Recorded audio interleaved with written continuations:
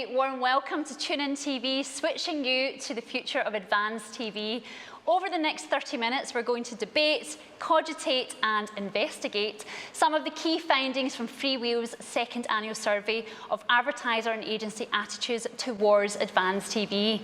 Now, the annual survey took on board opinions from almost, wait for this, 600 marketing decision makers and TV influencers across 5 European countries. So it was certainly no mean feat. Now, we could have simply held another panel session, but since we are dealing with the future of TV, we thought we'd make our very own TV show. So welcome to everyone. It's a bit more fun, right? And we do have a lively audience in the studio today. Okay, they're building up the momentum, I can feel it. Okay, so this is how it's all going to work.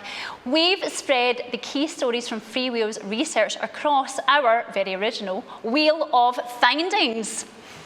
Doesn't that look great? Now, we're going to spin the wheel and then enlighten you with some amazing insights into the topic we land upon. So it's pretty straightforward. In other words, it's just like the TV game show The Wheel of Fortune, but rather than have big fancy prizes, we're providing big, juicy insights. I think that sounds okay, doesn't it? Yeah, absolutely.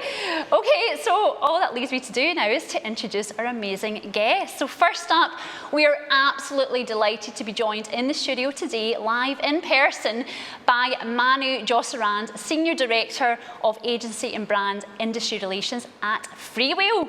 Hello, Manu. Hello, Lynn. Hello, and welcome. Thank you. Good, so what is everyone going to expect to see from today? So I promise you, Lynn, that anyone watching the show today is going to come out of this experience with a much better understanding of what's happening in VOD, CTV, OTT, and linear addressable world, and how we should all feel a little more positive today.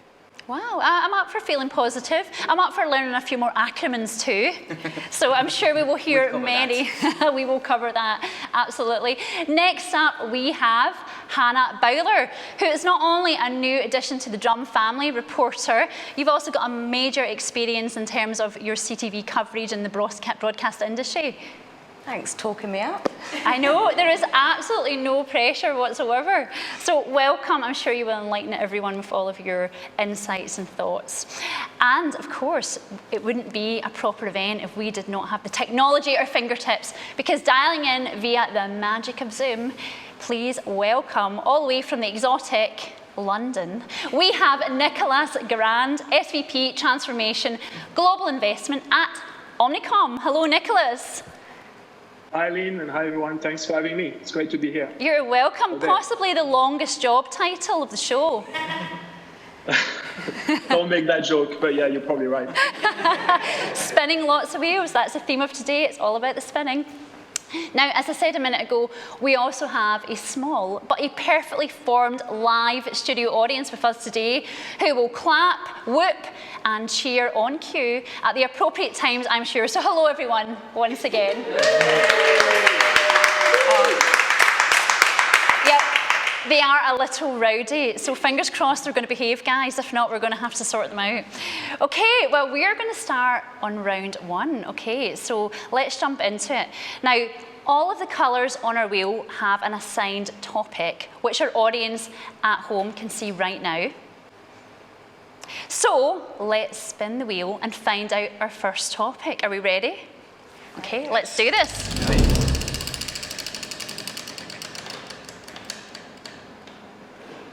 Okay, so the first topic is pink, and it is optimism, possibly my favourite topic. So, as a reminder, this is how it's going to work. Manu has, now there's no pressure here, 90 seconds to tell us his research findings about the level of optimism in the advanced TV space. And just to let you know, we're going to intense that pressure a little bit more, because it wouldn't be fun if we didn't. But as Manu has 10 seconds left, our drummer is going to beat the drum and we're going to sound him out. Okay, so are you up for the game? Up for Yes, the challenge? Okay. No, I can feel the pressure now. Right, okay, I can feel the heat. On your marks, get set, go. So I'm going to talk about optimism. So I'll probably, the first finding is 31% of overall marketer expect their overall marketing budget to increase in the next 12 months. Now, this represents a net improvement of plus 4%. It sounds small, but when you compare it to the minus 44% that we had last year, that's a massive jump. So there's definitely optimism here. Now, when we look at advanced TV more specifically, and what we mean by advanced TV in the surveys, we talk about VOD, so video on demand, connected TV, OTT, data-driven linear, and linear addressable. Okay, that's all encompassed in the advanced TV. So when we look at advanced TV more specifically, 73% of marketers surveyed across Europe confirm that they will increase their investment in advanced TV over the next 12 months. That's, when you look at it, that's 2.5 times almost more than their overall marketing budget.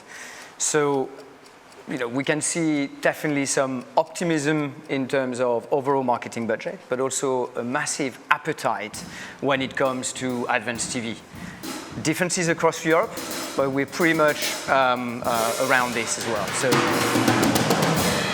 Wow, optimism. On cue. So that was really interesting what you were saying. So there's a 44% increase, and last year it was minus 4%. So that's a 48% improvement then.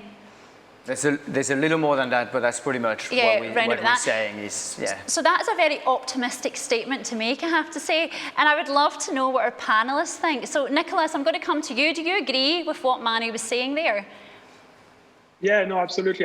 Those numbers look very encouraging. And it's right that we need to look at them in the context of the last 12 months, because obviously we know they were pretty chaotic as advertisers were dealing with a lot of uncertainty last year. So the picture definitely looks much better than a year ago. That said, we still have some challenges overall when we look at all media spend for the rest of the year on some categories, especially maybe automotive, electronics, and that's due to supply chain issues. And so some clients are expecting increased budget flexibility and also the ability to move in and out of the market on a short notice. But what your survey really confirms is that we are in a very good position to see a return to pre-COVID spend levels by the end of 2021. And the US had a very strong first half of the year in terms of marketing spend. Actually, they took quite a lot of us by surprise. But Europe is really catching up now. So that's very good to see. And when you only look at digital spend, which effectively is what you're interested in, right? This has been the real success story, because digital spend hasn't even been affected by COVID. In fact, you could argue that the pandemic has helped digital grow its share of the total media pie much quicker. And now on linear TV, advertisers spend is almost back to pre-pandemic levels, and that's across our markets. So it's good recovery as well. And the media types that are probably still struggling outside of the pandemic are the traditional non-programmatic out-of-home and print budgets. That's still down, and we don't think that this will ever go back to the pre-COVID levels on this. So because more budgets are migrating to programmatic and digital buying. But anyway, the key takeouts of your survey, as you've shown, is this increased growth expectation for advanced TV. That's relative to the total media spend. And that is something that we're seeing amongst advertisers and agencies across Europe. And I think we'll hopefully get into the reasons for that growth later on. But I'm personally convinced that this is increasingly driven by the need for advertisers to follow audiences where they go and where they are consuming premium video content. So I think so far we are all in agreement here. Nice to have some agreement. There's no fighting yet, no bun fighting. And Hannah, what about you? You know, from a just journalistic sort of background, you're speaking to so many operators. Well, what do you think? Yeah, so I was thinking about this question of optimism in advanced TV, and I was thinking that the last 12 months, from the broadcast perspective, has been phenomenal. In the last 12 months, we've seen finally channels like Channel 4 and ITV kind of really catch up to digital first commissioning and scheduling, which is a huge booster to advanced TV. Finally, the channels are kind of getting on board and getting their programming in line with where the money is. And I think that's really going to progress in this time. I know Channel 4 say they launched their Future 4 strategy to double basically commissioning and to basically get all of half their viewership onto 4OD, which is obviously what captures all of these kind of cross-screen audiences. So I think it's a really optimistic time, especially in this space. And I think the broadcasters are just going to get quicker and quicker at adapting to meet the demands of the advertisers. Brilliant. And do you have any final words, Manu, before we move on? No, in fact, just to confirm, but we can see even from the broadcaster that shift to the sort of the more digital platform. And that's where all the sort of the end user is and where the eyeballs are. So yeah. And we have to follow the eyeballs at the end of the day. So it's taken them a long time, and they're there now, so that's great. Yeah. Great, brilliant. Well, thank you so much. That was very enlightening. Now, some super valuable insights there. Okay, studio audience, are we ready to spin the wheel again? No, are you sure we're going to spin this wheel? Okay, let's give it a go.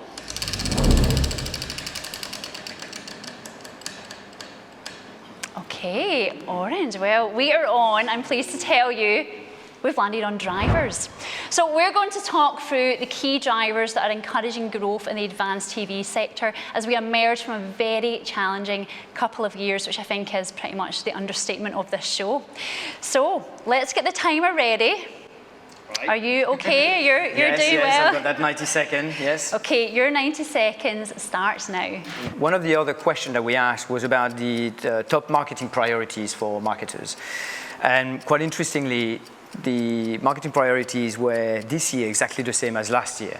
And they were all about customer acquisition, customer increased loyalty, and increased revenue. And that's no surprise looking at obviously what happened over the past couple of years and the need to recover and regain customers.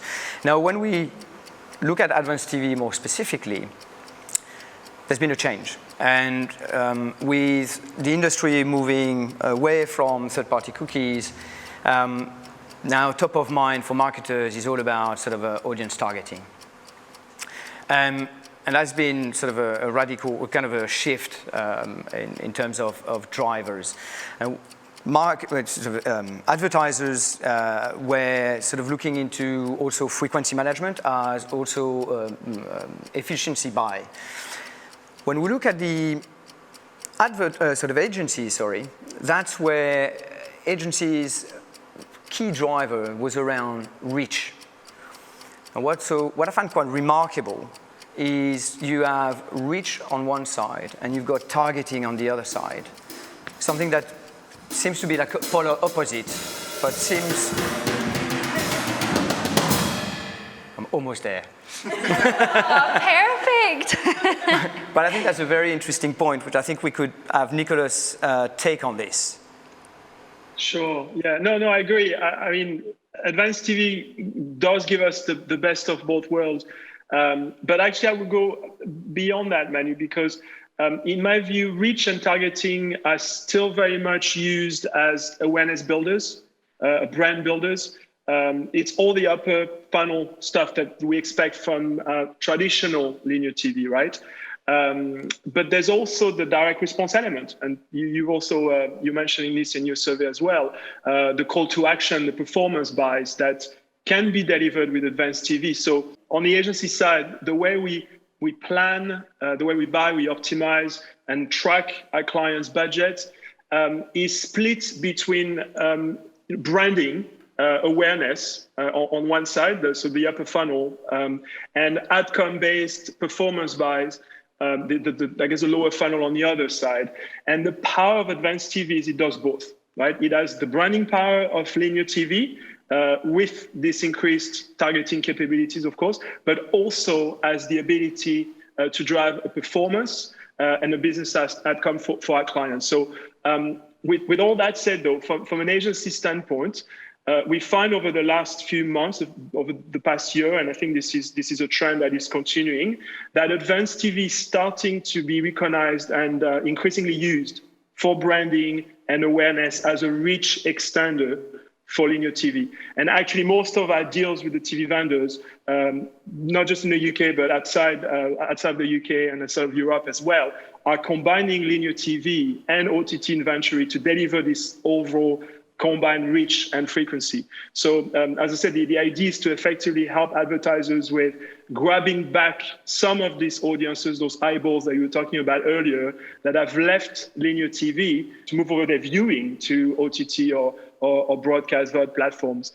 And I guess the key challenge as well is for us to bring those two worlds together, the linear world and the addressable world, to offer advertisers and agencies a seamless buying experience, because we need that. We need more simplicity. That's key at the moment, especially with agencies' resources being more stretched than ever. On top of that, our clients are increasingly expecting shorter turnarounds, more reactivity, better data and insight. So anything that the supply side can do to actually ease off the process and make it easy to buy this is going to be a huge driver to move some of that spend back into the TV premium video ecosystem.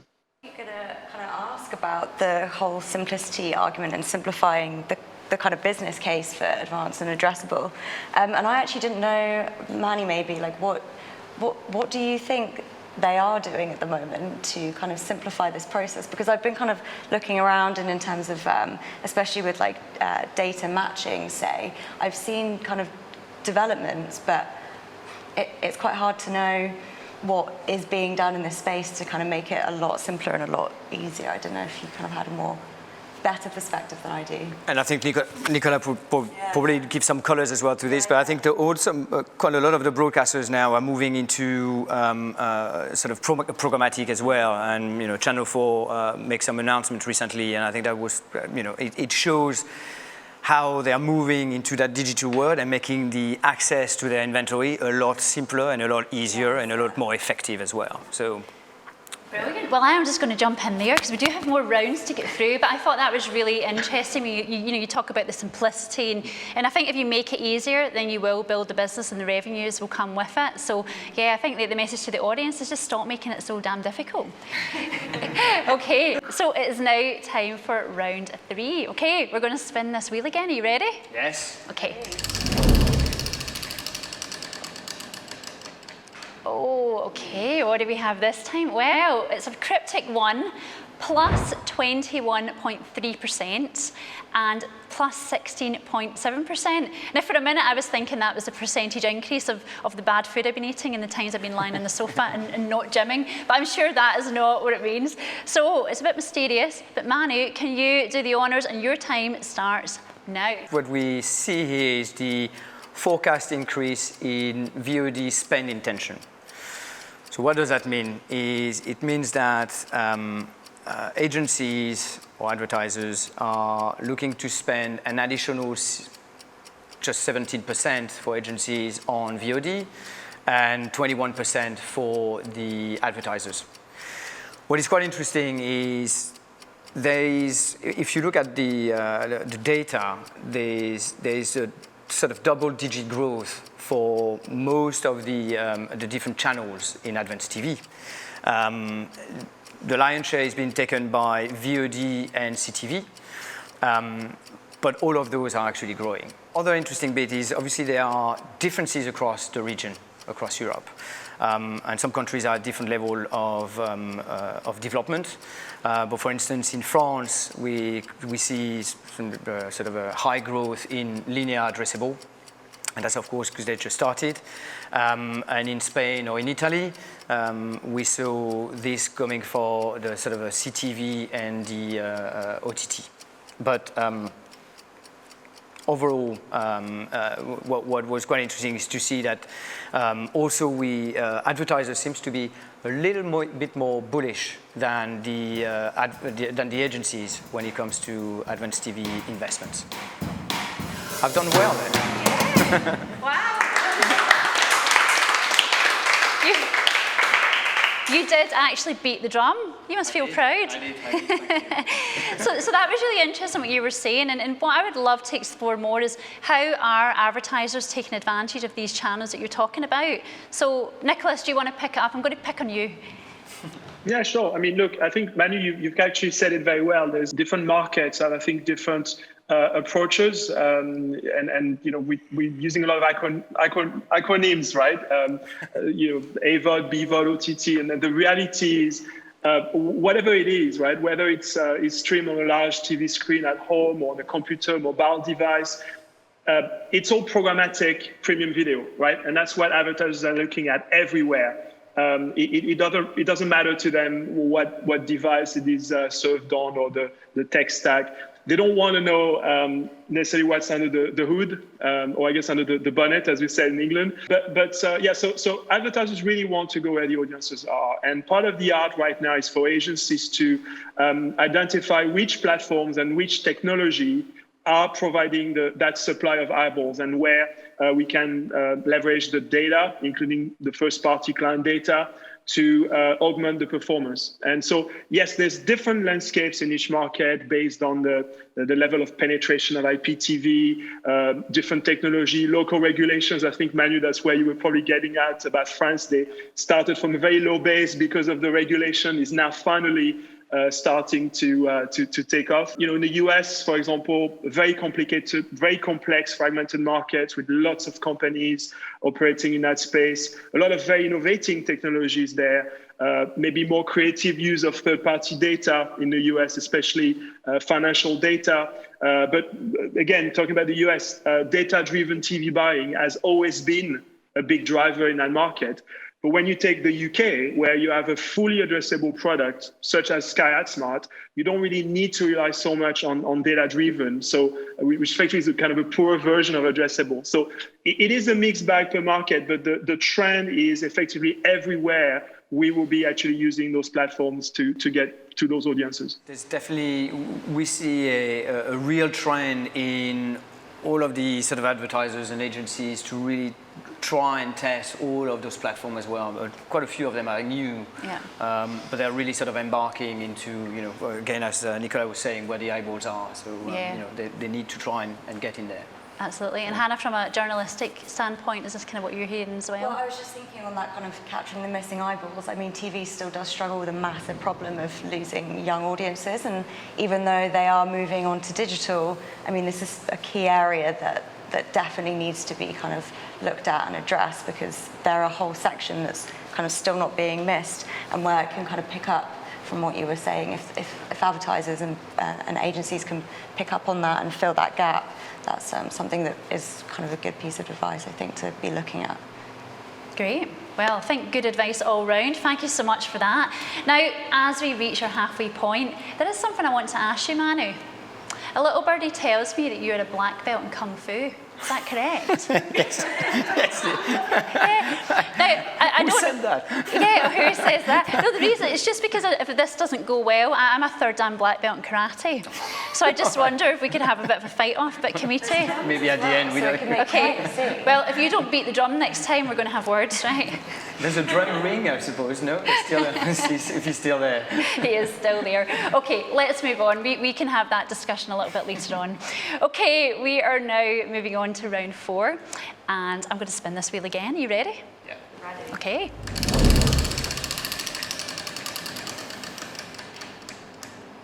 Okay, if I've not had this one yet, this is exciting. This is marketers' strategy. So I think this is a pretty good one. I'm sure you'll agree. Okay, yeah, I love the enthusiasm, Manu. I can tell you're excited Yes, to where to go. So just what we want you to do is just take a deep breath, get ready. Yeah. Okay, and in the words of my martial art, ashumi. Very, very impressive. It's not the same martial art, though. You're losing time, Manu. Come on. So, yes, we just look at, in fact, specifically around linear addressable. And if you look at, again, the graphic, there was a lot of different attributes. And interestingly, the numbers are all very, very close together. So all the attributes of linear addressable seems to be a kind of a top of mind for all the marketers. So it looks like linear addressable is answering a number of use cases. What came on top is, and if you look at it, is really the targetable nature of linear addressable is where the channel is seen to be the most attractive in some way. So it's just for audience reach and geolocation. But overall, we saw that all of those attributes are valid and sort of really where the marketers are looking for the platform. So that was an interesting point. The other thing that we saw is linear addressable was really much seen as a way to democratize TV. And that means really providing access to TV for smaller budget or smaller sort of advertisers.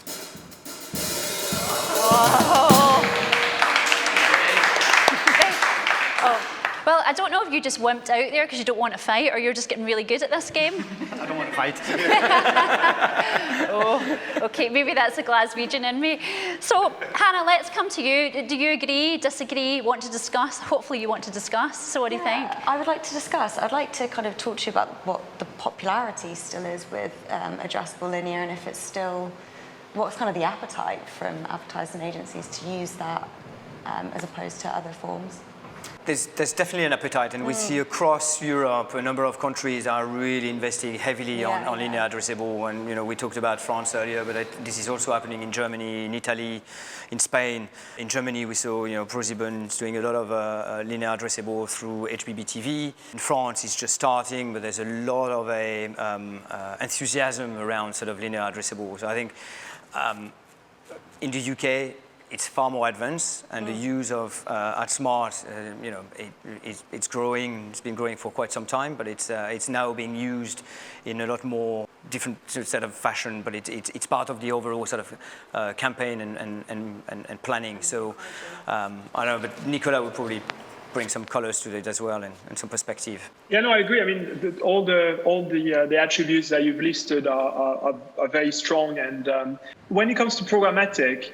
A lot of the features that we are seeing listed here are actually fairly standard in most of the programmatic ecosystem, right? Because any budget that goes through the programmatic pipe does allow better targeting. It allows to build custom audiences using first-party data, geo-targeting, dynamic creative optimization, and so on. So all of that is not an exclusive feature of advanced TV. But where advanced TV, I think, really stands out, and we are going to see this in the next few months, is it's in its unique ability to extend the reach of linear TV, right? With the same premium video content, and very often and increasingly on the bigger screens at home. Right?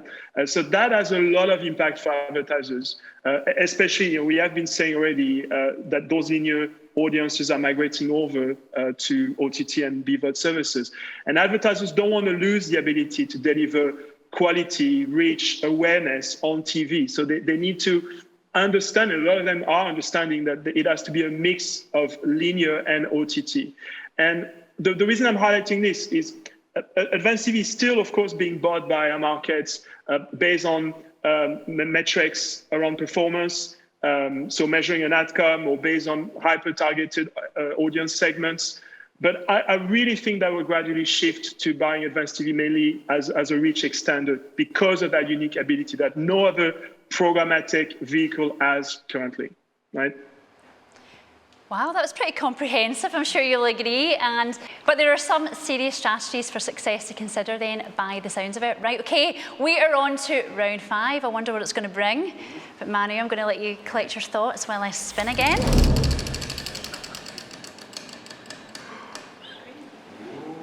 Wow, we have got green, and we have now landed on, wait for it, 40%. Now, I have absolutely no idea what that means.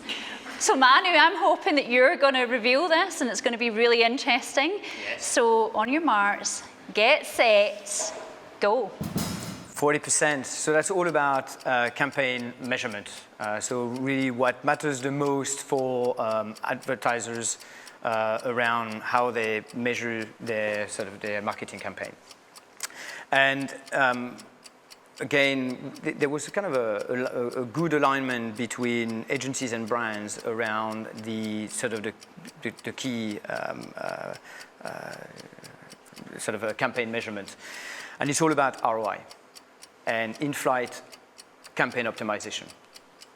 So, in fact, when you look at last year there was a lot of it was all about some of the inhibitors to growth of advanced TV. It was all about the lack of audience measurement. This year, it's all about effectiveness. I think that's a kind of a key point here, is really what matters the most is to prove the value of the advanced TV channel. And I think the key word for for this year or the next 12 months, it's all about accountability and proving the value and bringing some proof point around that advanced TV. Yeah. Wow. Wait a minute, don't do this to me. Okay, we're going to fill this moment. Let's hit the drums. Let's hear it. We don't want to miss out on our moments. Wow, well done. Congratulations. Very good at this. So, and I think, what you were saying was really interesting, because we've certainly seen it over the last 18 months. Brands are focusing more than ever on effectiveness. So, Nicolas, from your point of view, what are the tactics that you're measuring these metrics? There's obviously quite a few tactics and a few KPIs that are important. But if you allow me, I want to be maybe a little bit, not controversial, but I want to step back a little bit on that, because I think for all those tactics to take place and actually allow us to demonstrate to clients the effectiveness of advanced TV, measurement is indeed very critical. And in my view, that's the starting point. That's the biggest challenge that we're having with advanced TV at the moment. I think if you'd asked me 2 years ago, probably at the top of the challenge list would have been the lack of scale, supply issues. It's not completely gone, right? But we are getting inventory now. And in the US, sorry for going back to the US, it is the largest market. A lot of things happening there first. We think by the end of the year, 20% of the TV budgets will be invested in advanced TV OTT, right? But that increased scale and inventory supply, ironically, I think makes the measurement issue even more front and center. And especially, as I said, advanced TV will need to be used increasingly as that reach extender on premium video. The challenge agencies and clients have at the moment is in understanding how linear and advanced TV work together to deliver unduplicated reach and frequency across screens. And we absolutely need this measure of unified reach across the entire premium video ecosystem. And of course, there's been some great progress, right, made over the past year in the UK, in particular, with C-Flight, which was pushed by Sky, but now has the full participation of Barb, and all the main broadcasters have opted in. But it still only covers linear TV and BVOD, right? It's not the full ecosystem. Even if Barb is starting to measure other things like viewing on streaming apps and so on. But it is a step in the right direction, right? And in the UK, Omnicom are actively engaged with Project Origins, which is a work stream led by ISBA, backed by Google and Facebook. And I think it's quite a huge project with a bit of money invested in. And I know a lot of markets, even outside of Europe, like Australia, are keeping an eye on this as that could be really, truly, holy grail stuff. In the US, things are a little bit more messy right now. We have seen the latest saga with Nielsen losing their MRC accreditation, Nielsen One, which is constantly being pushed back. We have Comcast via NBCU, your holding company, who have publicly started an initiative to bring everyone around the table to address some of those measurement issues. Other companies like TV Squared are looking at measurement solutions. So at least there's an acknowledgement that situation is not optimum, and there's a sense of urgency there, which I'm hoping means we'll see some kind of progression on this in the next 12 months. But measurement is critical. That's the starting point of everything. Yeah. And do you want to build on measurement, Hannah? Well, I was just thinking it's kind of the age-old problem that they've had between Barb and other kind of measurement systems and on-demand, and just not catching up to start tracking things that are not linear. Like, we're still very much focused on the linear. But it's good to see the changes are kind of coming with Barb. Obviously, Nielsen in the US have made huge change with that and kind of switching to on-demand, which kind of is cause for optimism again. How long do you think it'll take Barb maybe to get up to speed with where Nielsen's got to in terms of on-demand measurement? Do you have a crystal ball? Yeah, do you have a crystal ball? Is that a question to me? Yes, Nicola. How long do you think? To be fair, based on what I'm seeing both in the UK and the US, and the state of the US right now in terms of the number of players and the fragmentation and the inability for everyone to go on the table as effectively as what we've done in the UK, I think the UK are ahead, and they will be ahead. And I think Barb are able to work with Sky and ITV more effectively. And there's reasons for that, right? It is a less fragmented market. You have less players. It's easier to agree. Not super easy, but easier than in the markets such as the US. So I think we'll probably see more progress, definitely over the next 12 months in the UK. And I think the US is probably going to be a little bit longer, or maybe a little bit more complicated. I think there may be more than one solution in that market, and it will be but there will definitely be some action, some movement. There is, as I said, that sense of urgency, and advertisers are increasingly asking for more transparency, better measurement to justify investing more into advanced TV and OTT. Wow, well, thank you so much. That was a pretty good answer, I think. He's doing well. He might be remote, but he's definitely, he's studied this subject. He knows it inside out. So thank you, Nicholas. So, okay, agencies and advertisers, in-studio panelists, remote Zoomers, and of course, our live studio audience. We've now reached the final spin of our Wheel of Findings. Okay, for the last time, are you ready for this? Yes. Okay.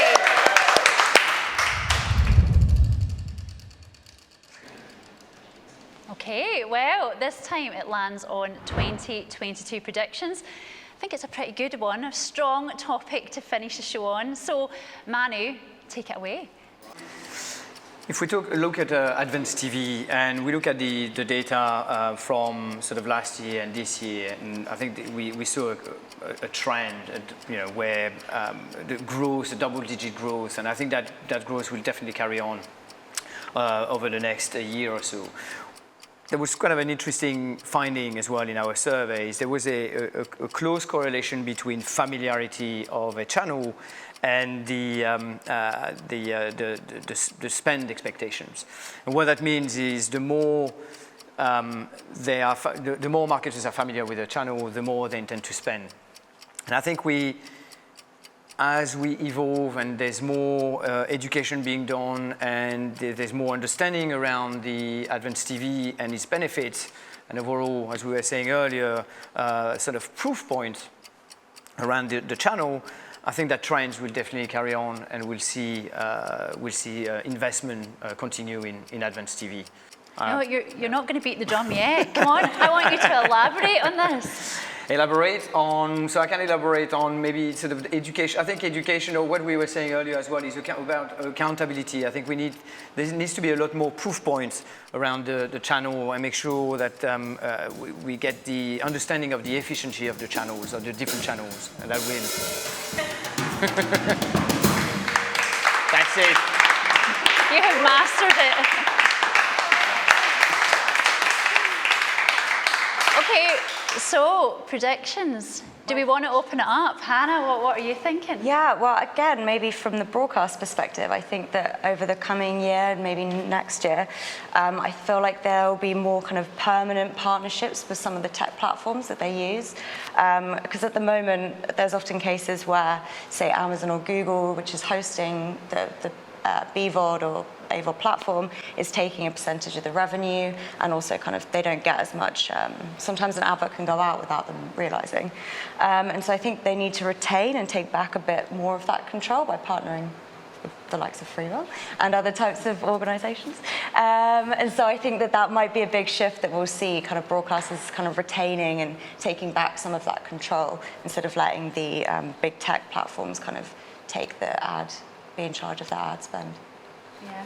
Nicholas, do you have any thoughts? What do you think is going to happen? Well, I think there's a few things definitely that are going to happen in the next few months, but maybe some that I think are worth highlighting from my side. We will talk about measurement, and there will definitely be improvements on measurement over the next 12 months. But in terms of KPI, I think attention is going to emerge within the next 12 months as a new KPI to better measure exposure to an ad and better predict brand lift and performance. Because when you think about it, bottom line is people are consuming more content than ever, right, across many devices, and advertisers have to fight daily, I would say even every minute, for consumers' attention. And that's actually the real limitation, not the content, the inventory availability, or the various platforms. The challenge is the limited attention time that one individual can dedicate to both the content and the advertising message over the course of the day, right? Because even if we seem to be sleeping less these days, because we want to squeeze in this extra episode of Squid Game before going to bed, there's still only ever going to be 24 hours in a day. So it's always going to be a limited supply of attention. And that's where the battleground will be. Measuring attention rather than viewability, I think, is going to become a thing over the next year. And I don't want to advertise too much for my shop, but OMD are leading on this attention work with some of our largest clients. We're starting to work with various companies, such as TVision or Amplified Intelligence, on optimizing both our plans and our buys on attention. So keep an eye on that. I think that would be a thing. And if there's one more thing I can mention, and because I'm seeing this happening in more when it comes to technology and technology driving engagement, more content will have product integration, especially on non-ad-funded streaming platforms. But you will also see more things like QR codes inserted in live programming to create targeted viewers engagement and drive traffic to third-party apps or advertisers' websites. And again, thanks to COVID, actually, now even your grandmother knows how to scan a QR code, right? So I think we will see more of that in some European territories, and it will really change the way viewers interact with the content, and of course, it'll provide more insight and data around those viewers. Wow, and Manu, do you think that pretty much sums up a lot of what your research discovered? Absolutely, yeah. Yeah. That's a very Pretty good summary. spot on. Yes. Exactly. Well, thank you. Well, I'm afraid that's all we have time for on today's show. What a fantastic discussion. From reasons to be more optimistic to thoughts on what's coming next in the world of advanced TV advertising. I think that we've all learned a lot during today's show about how advertisers and agencies are feeling about the future of advanced TV. And we hope you, our audience at home and here in the studio, are taking away some valuable insights too. So, Manu, where will people find out more on this? So you can find, obviously you can contact me, but you can also go to our website. There's going to be a dedicated page where you can find all the pan-European findings as well as the individual countries. And that you have to go to www.freewheel.com/European-marketers-survey. Wow, that was a very easy URL. Thank you so much for that. Welcome. And as Nicola said earlier, you might need a QR code for that one. And with that, it's time to say thank you to our special guests for joining us today and sharing their thoughts, insights, and of course, the all-important predictions. So thank you to Nicholas, SVP Transformation Global Investment at Omnicom. Thank you to Nicholas. Thank you. Thank you to Hannah from the Drum, and I'll see you in the office at some point. Thank you, Hannah. And of course, the man himself, the guy who was put under immense pressure during this. Thank you so much to Manu. Thank you. Thank you. Thank you, Lynn. Thank you, everyone. And finally, thank you to all of you who tuned in for today's show. Don't forget to tell your friends to switch on, stream, and of course, share. Thank you to everyone, and see you again next time. Goodbye.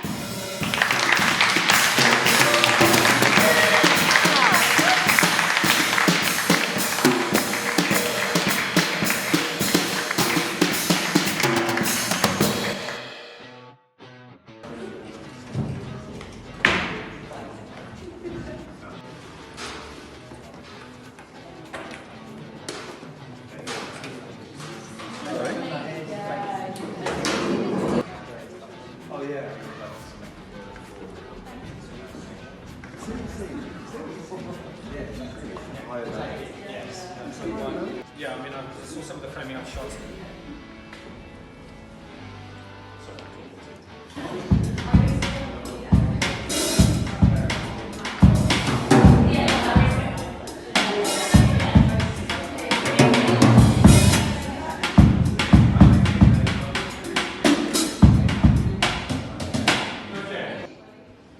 I'm not very good at doing that. 3.